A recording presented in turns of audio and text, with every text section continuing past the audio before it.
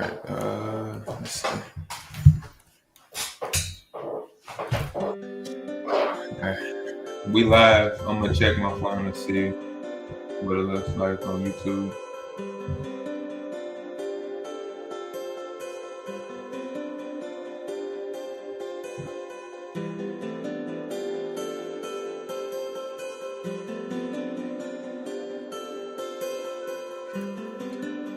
All right. That's cool.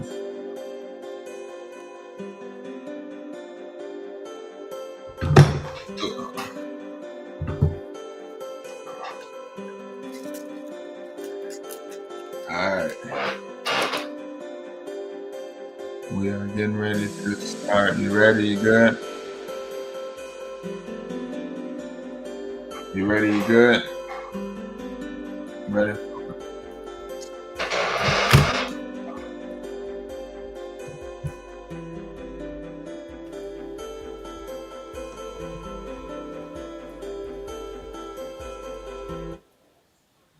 All right. So we should be good right now, right? Can you hear me? I don't hear anything.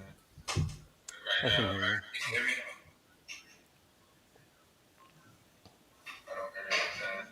Okay. All right. So this is my first time streaming out here, so I'm gonna go ahead and get into the.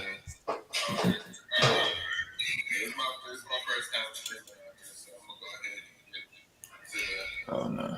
All right. Y'all bear with me 1 second.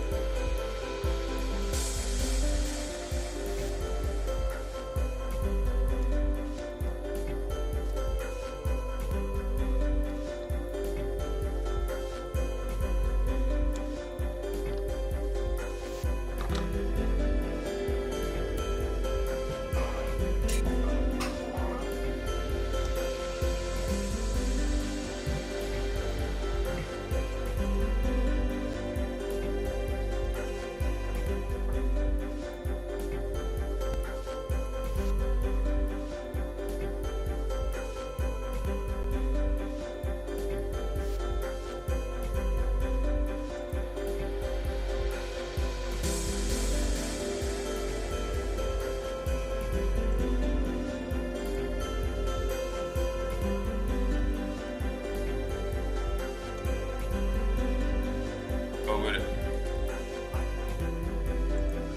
Okay, that's good.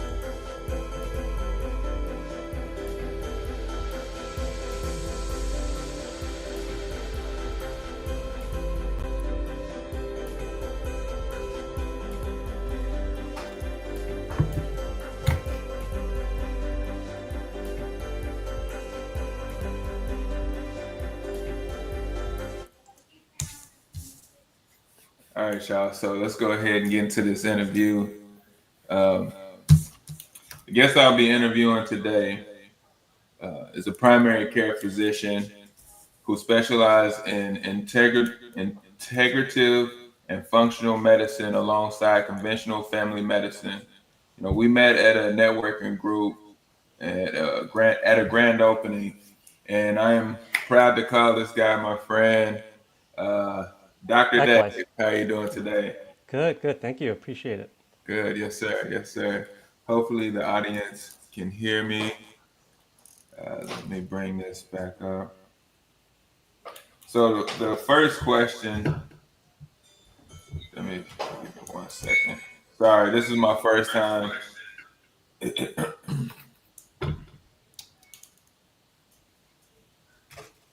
And I don't see Dr. Dave on here. Okay, here we go.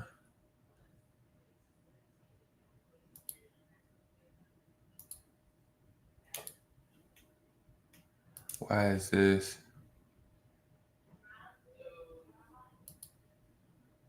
Go back. Oh no. Can you hear me? There we go. Okay, bump me off for a second. Yeah, I'm trying to work this thing.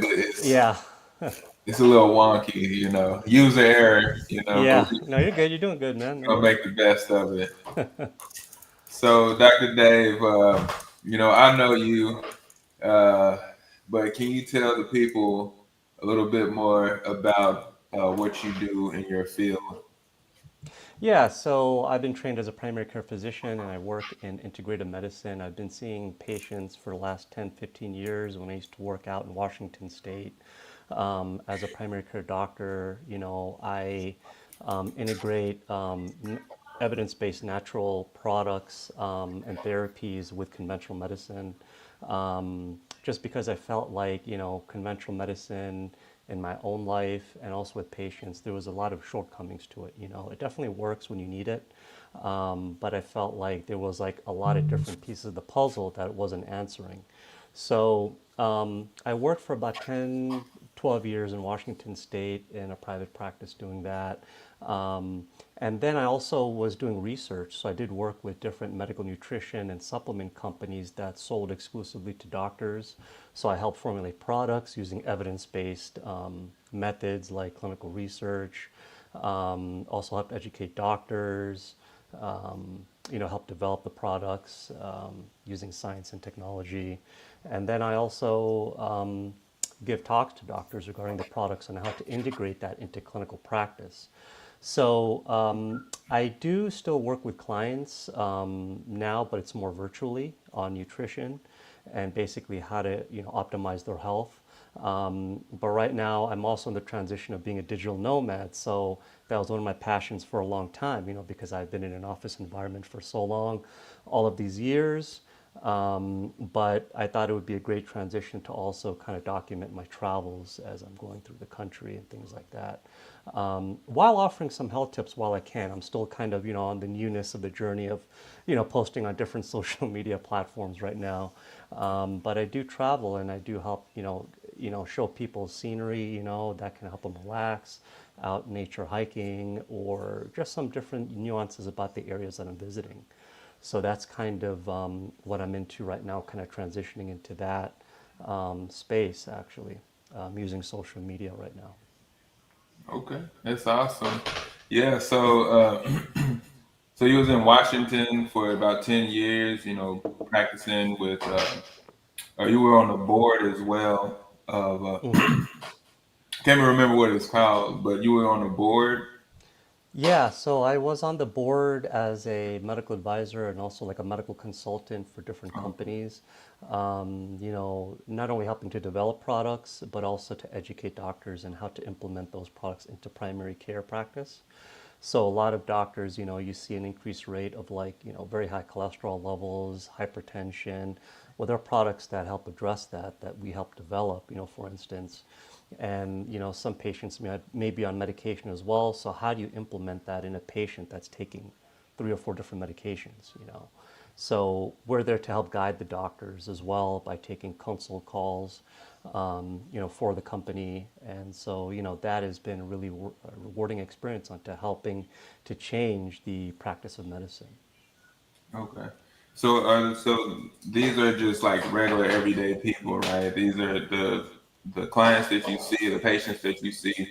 These are just regular everyday people. Are they like, do you work with athletes as well, or people trying to start their physical and fitness journey? How does that work? Yeah, good question. Yeah, basically, it's like your basic everyday patient mostly. Sometimes I don't do, I haven't worked with a lot of sports related or fitness related people, but I have seen them in the past. But I wouldn't say that would be the majority. That would probably be a very small minority of patients. but the vast majority are going to have like chronic diseases, high cholesterol, high blood pressure, diabetes, weight loss issues, thyroid issues, adrenal fatigue, gut problems. There's just the run-of-the-mill things that you see in a everyday primary care practice. So those are the majority of patients. You're going to have one or even coexisting conditions as well altogether. They might have like 4 or 5 conditions. So I try to use foundational medicine first because I don't want to throw the kitchen sink at them. So the best thing to do is just to start slowly and start making those lifestyle improvements.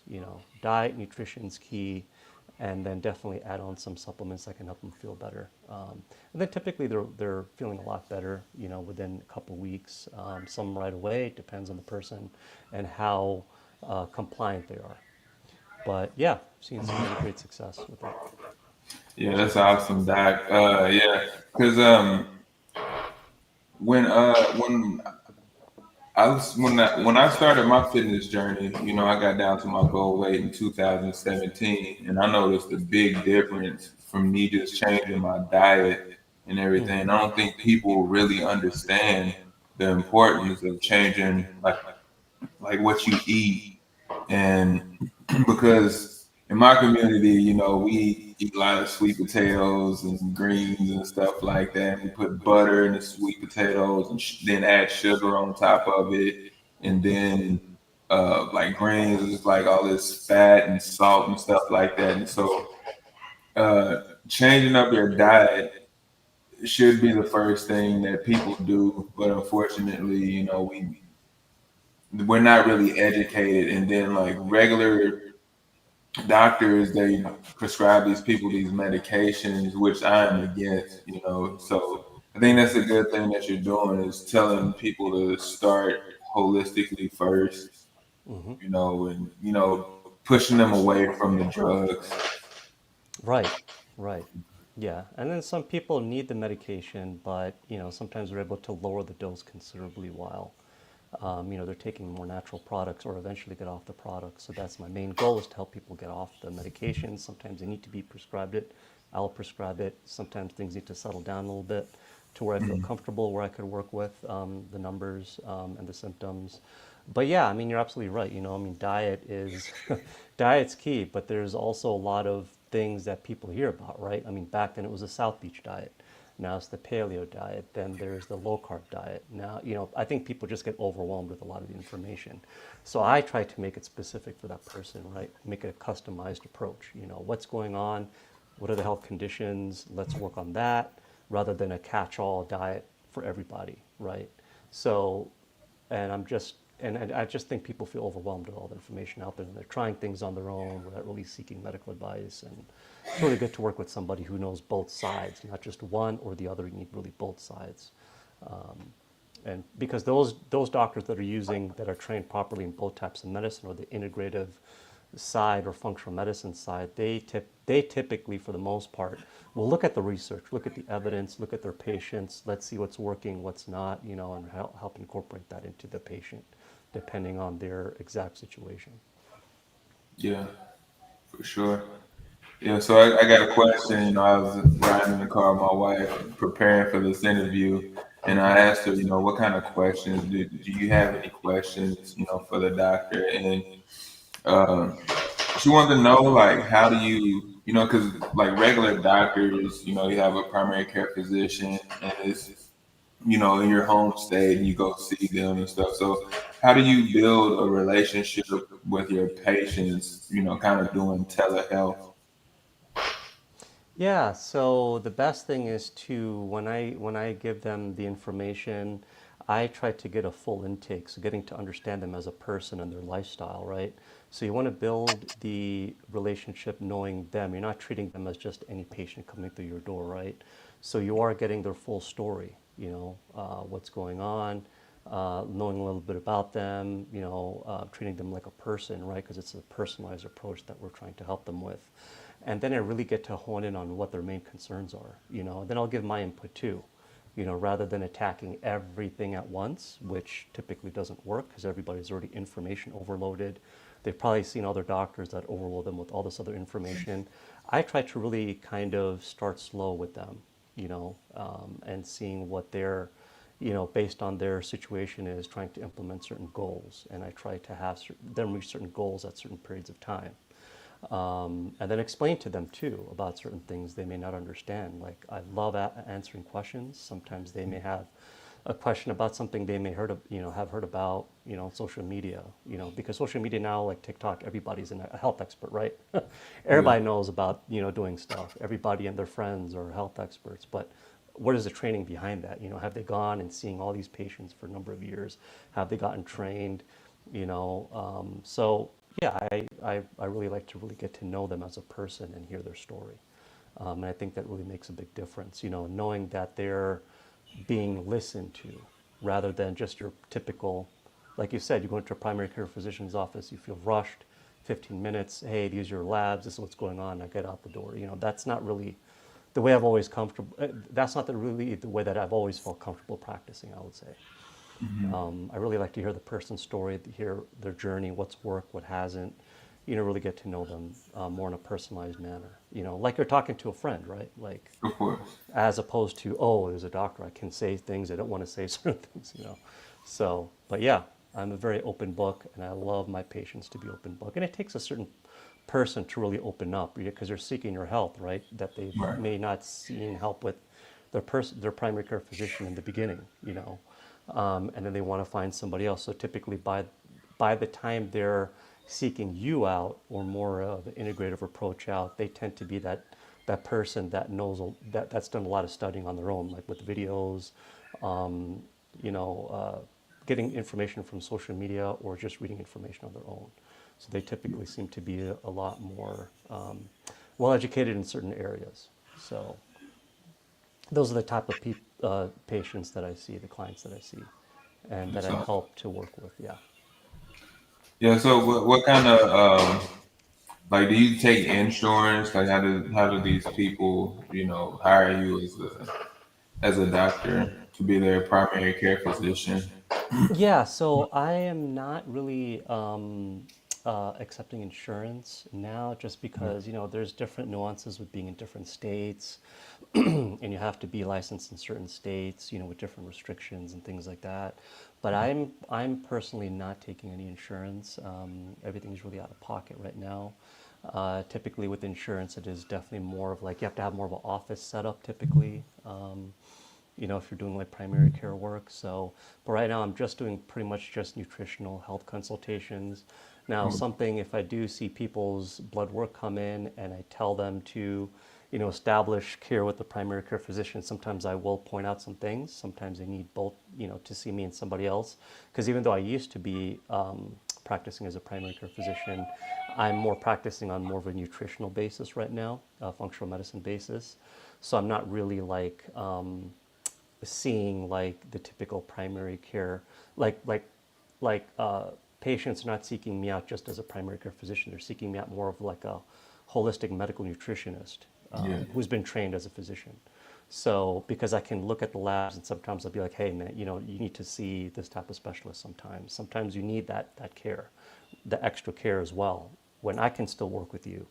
But sometimes I may need to reach out to my network of colleagues who may specialize in certain areas, say like gastroenterology or cardiology, depending on the case. Most of the times, it's I can manage the case. Not to I can manage the case pretty much on my own. But sometimes I need that outside experience, and sometimes need to refer to just like you would be in a primary care physician's office. They need to refer you out. Yeah. But I have a system of doing that too, where I know reputable people or how to search them out as providers. So it's not just like I'm just sending you off to another cardiologist or to another gastroenterologist or thyroid specialist or whatnot. I actually make sure that they're trained integratively as well. And that's another part of what I offer too, is that I help medically match make you to certain practitioners if needed. If you need that extra step in something I may not be able to help with, or it's a little bit too in depth for my knowledge, then I would send you to that practitioner. But I've already vetted them and I've already called their office. So this is kind of like a personalized service that I also offer if needed, if I cannot help the patient out. But typically, I do get a sense of what's going on because I do have like an intake form. So, Right. or I do like a 15-minute consultation to see what's going on and seeing how I can help, you know. So typically it's early on. It's not later on that I make that decision. It's really early on.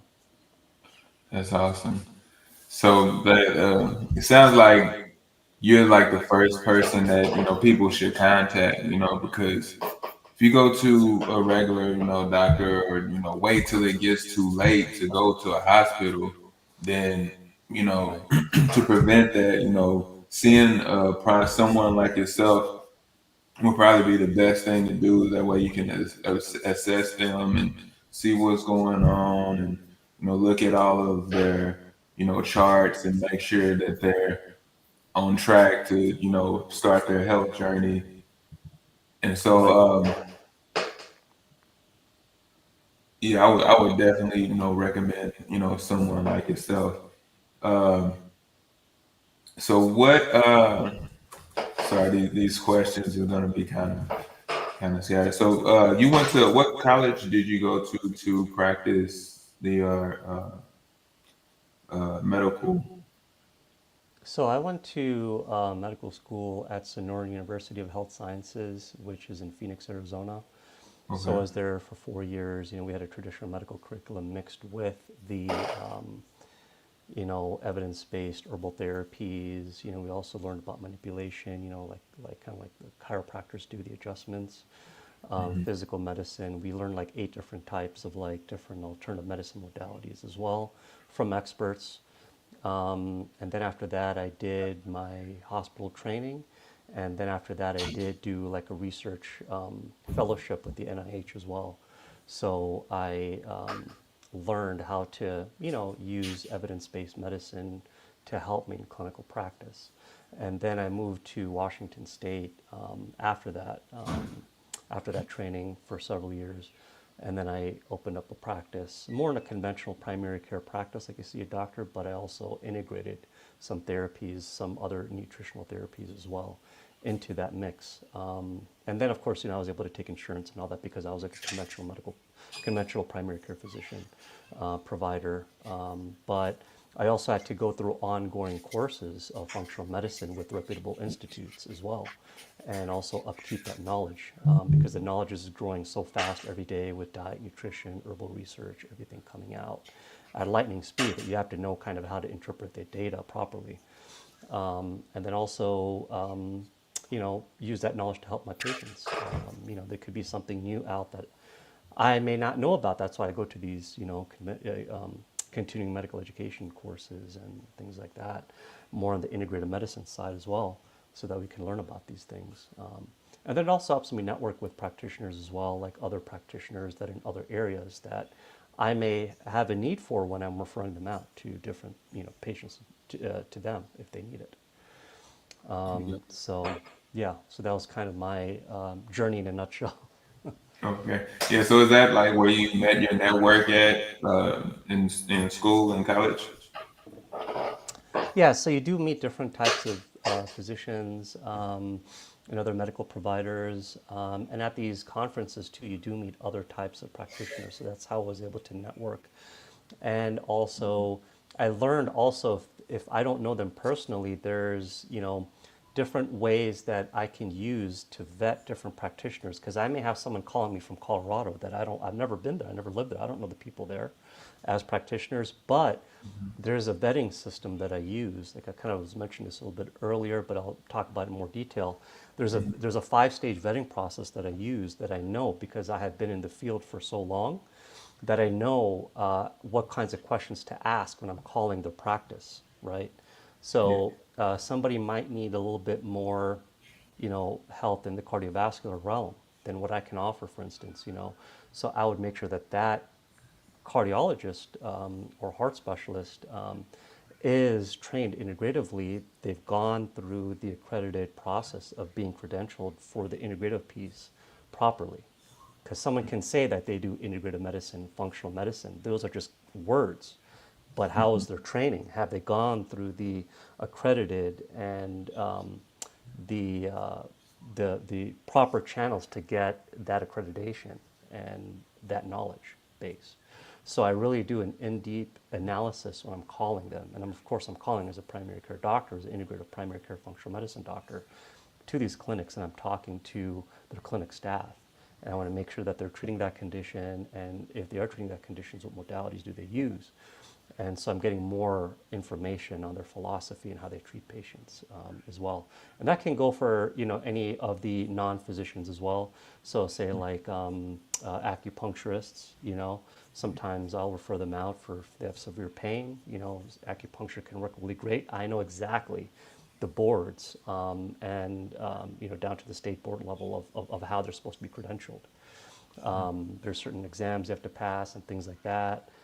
So I have to look for all that, but I feel comfortable knowing that when I call them and speak with them, I always call the practices, speak with them, and if they need to be referred, I definitely spend like 10 to 15 minutes on the phone with them, with the practitioner or their office to get more information.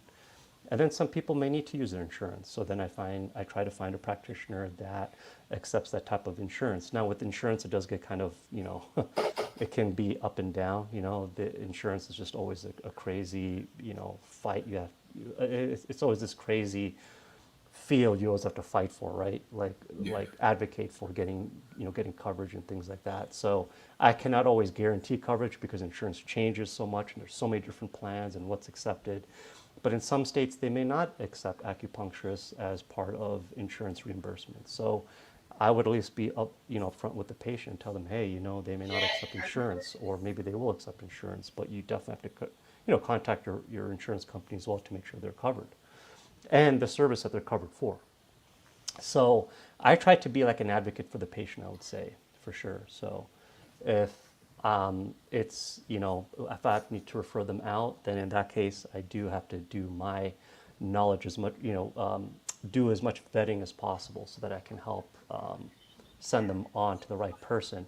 And typically, I try to include like a list of maybe one or two, at least maybe about three, depending on the type of situation, at least up to two, maybe up to three providers who can help with that.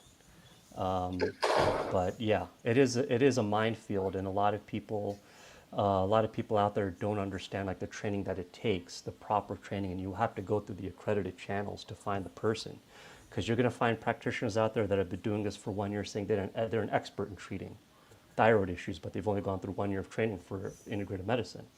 So I need someone who's been doing this for a long time. I want to make sure that they're in the right hands.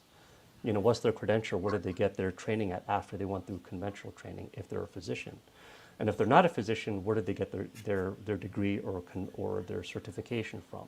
And what was their path after that? And then I ask a lot of different questions. So I'm an advocate for patients as well. So if I cannot help them, then I definitely find the channels that can help them for sure. Yeah, that's awesome. Yeah, so now you're kind of in a more, relaxed setting, your day-to-day life. So give me like how your day was as a functional practitioner versus now, you're traveling and everything. Yeah, so when I was seeing, patients, it was, very hectic, very busy. I try not to schedule a lot every day just because I like spending time with patients, as I mentioned before, at least 30 minutes, sometimes up to an hour if needed, just to get into the case so that I understand them properly. But yeah, typically it would be like almost every other day I would see clients, and so my days would be kind of booked with them, on those days, every other day, 3 to 4 times a week. And even between those cases, I'd be researching, right, and then completing chart notes and doing all these other things. But I also like to try to get out and move a lot, even when I was in private, practice and even virtual practice.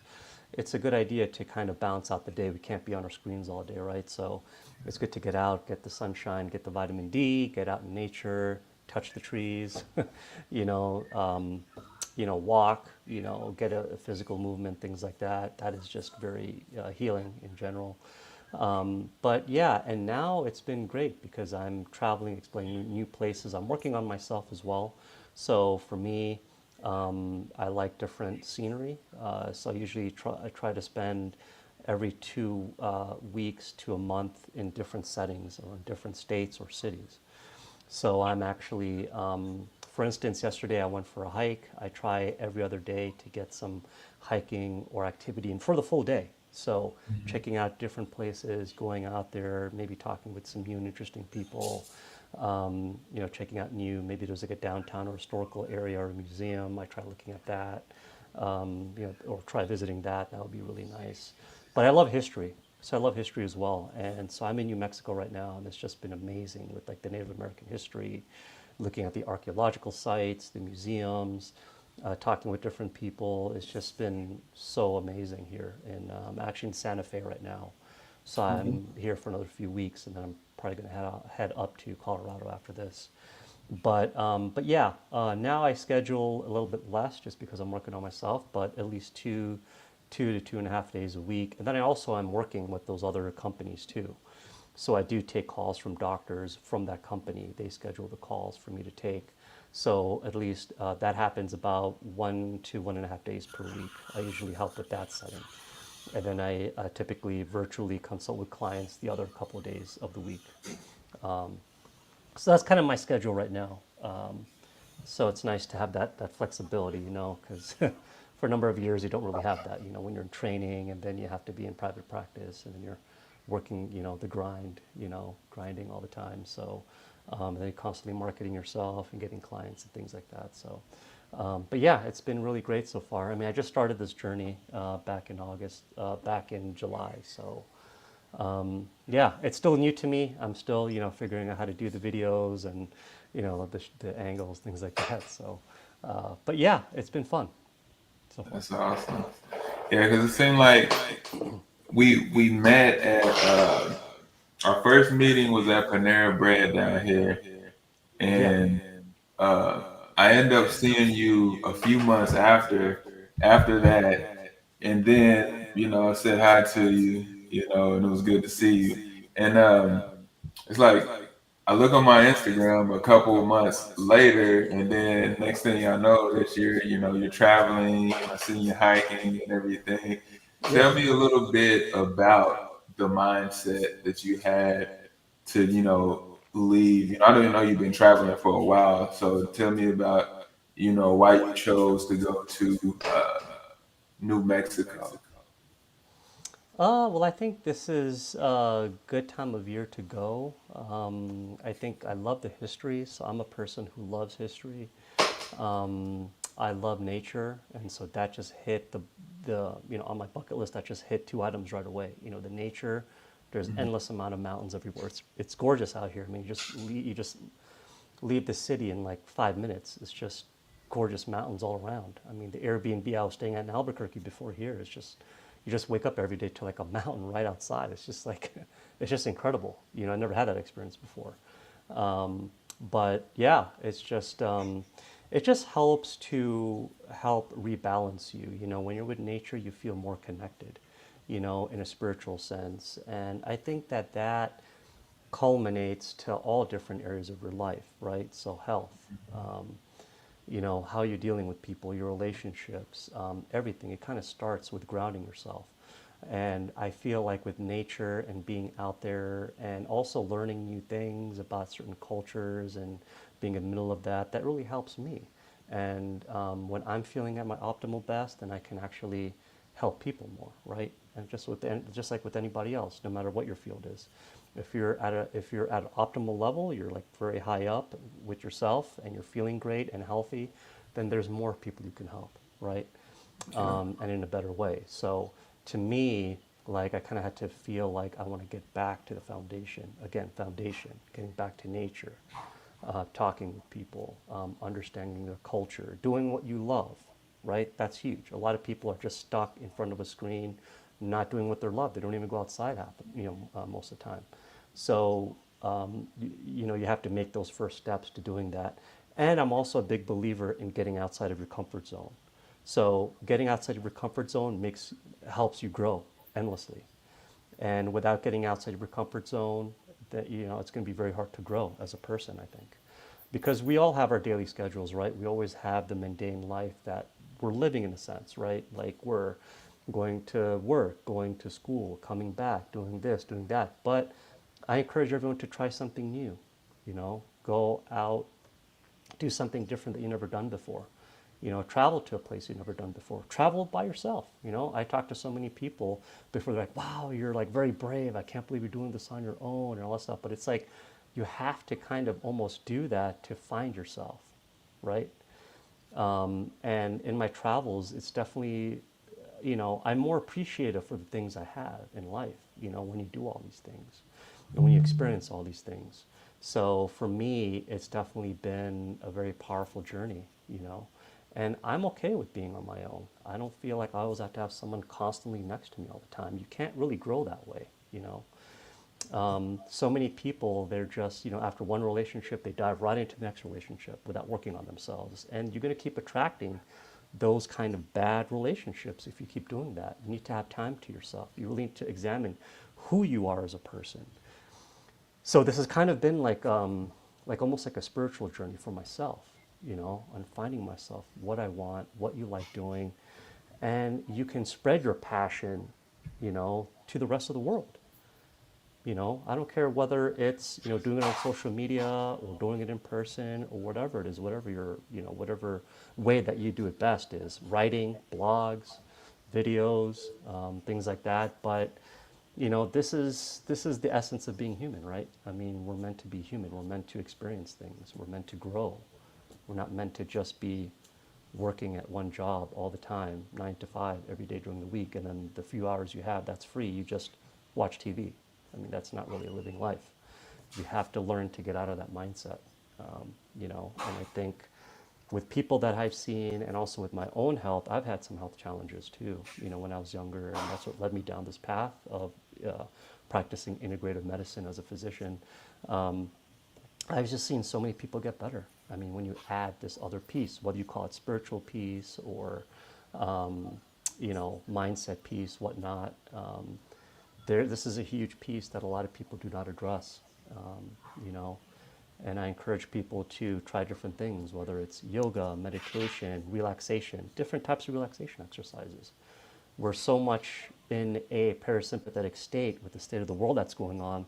Like you turn on the news, oh my God, there's fear everywhere, right? It's going to raise your heartbeat. It's going to cause stress. It's going to cause all these things. Even if you don't notice it right away, it adds up. And so your cortisol level, your stress hormones increasing, and plus you have to live your day-to-day life. And, people nowadays are very divisive and, things like that, because of the atmosphere we're in these days. But, you have to just get away from all that. You just have to get away from that, refresh yourself, be in a new environment. And you don't have to. I'm not saying you have to leave and travel like I'm doing. I guess what I'm doing is a bit more of an extreme situation. But I have thought during my whole career, like I have to work on myself too. And if I want to help people, I have to work on myself and get back to balancing myself and grounding myself. So that's kind of how I kind of started and kind of the journey and how I feel about it now. That's awesome, man. And it's one of the reasons why I brought you on here is because everything that you're saying right now is what I talk about on this channel. I talk to, try to encourage my audience to, just get out of the house. The house is a place that we spend most of our time. Well, it shouldn't be a place that we spend most of our time. We are meant as human beings to be out and adventure and explore the world and meet people.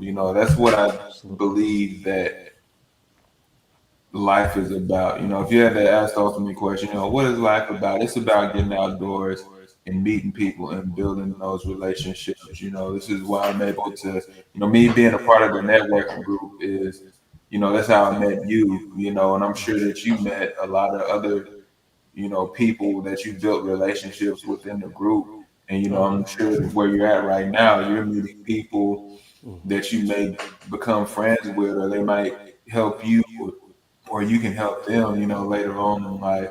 And so I know your time is very, very important, and I really appreciate you coming on to this channel and provide my audience with some insight and information about what it is that you do. And My final question for you, Doc, is Hmm. you've seen a lot of places, and you're still traveling, and but where do you see yourself, like after retirement? Where do you see yourself settling down, if that's even a thing for you? It's a good question. Yeah. I think about that once in a while, and I always like to be near the mountains somewhere.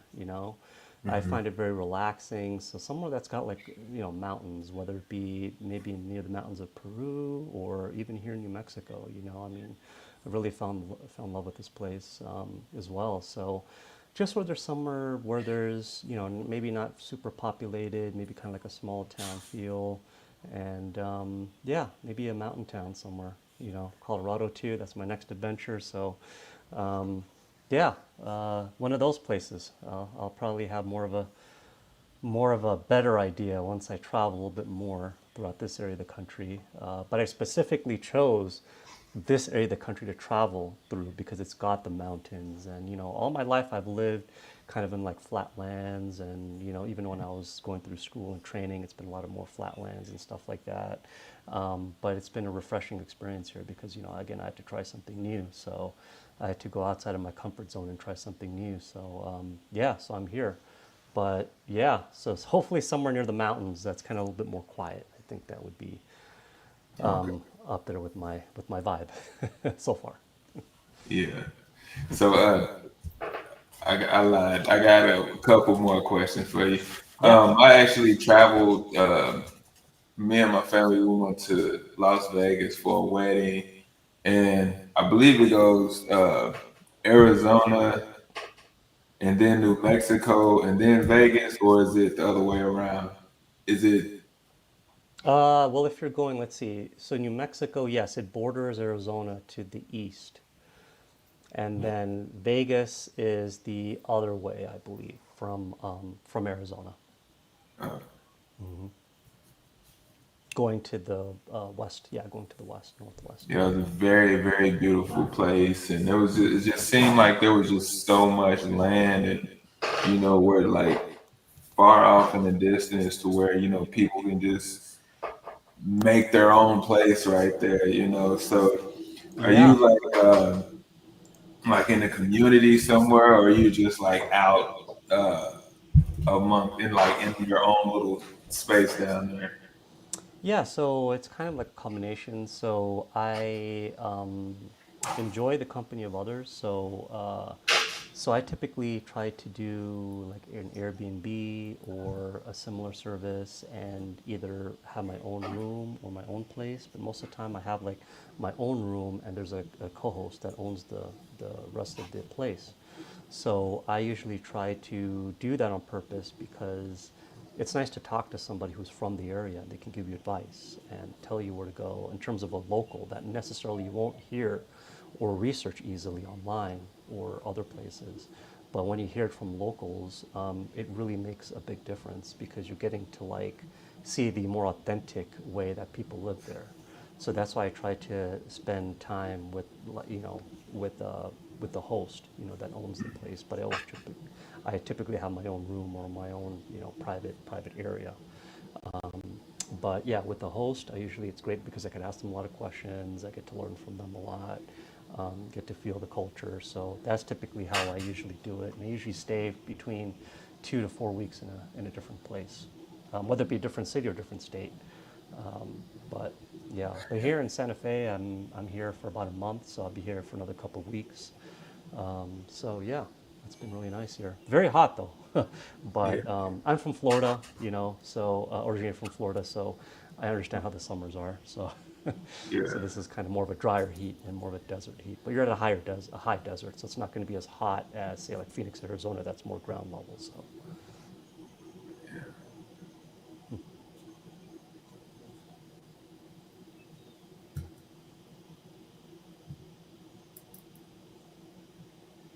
Give me 1 second. Audio is cutting out right quick. Let me see what's going on. Okay. I think everything's doing good. My last and final question, Doc. I know last time we talked, uh, you were, looking for that special someone, and I don't know if you found them yet or you're still looking.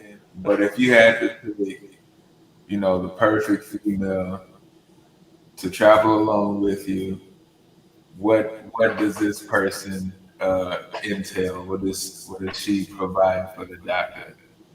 Oh, definitely a sense of adventure as well. Somebody who also is more like a free spirit, has a sense of humor, things like that. Sometimes you come across maybe some people, or when you're dating them, they're very serious, or or they have a certain stance on certain issues and things like that, which is fine to a certain degree. But I try to find someone who's like more well balanced, someone that's easy to talk to, enjoys life, likes to check out new places. That would be really the ideal partner to travel with. So, you know, I might find them on your channel. I don't know.